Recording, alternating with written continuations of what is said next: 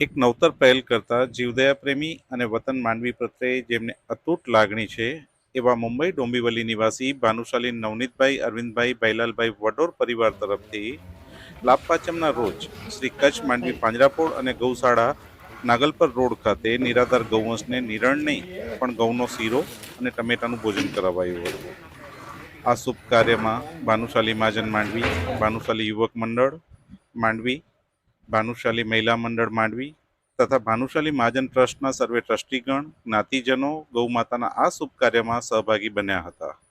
દાતા પરિવાર તરફથી આ શુભ કાર્યની ખુશાલીમાં ભાનુશાલી મહાજન માંડવીને ₹7600 તથા ભાનુશાલી મહિલા મંડળને ₹3600ની ભેટ આપવામાં આવી હતી. ગૌમાતાને ભોજન કરાવ્યા બાદ ભેગા થયેલા દાતા પરિવારના સભ્યો, વડીલો, જ્ઞાતિજનો વચ્ચે ભાવભીનું માહોલ સર્જાયો હતો. ગૌવંશને ભોજન કરાવી સૌ ત્યાં સાથે જ અલ્પાહાર કરી છૂટા પડ્યા હતા. માહિતી બપોરે 2 કલાકે પ્રાપ્ત થયેલ છે.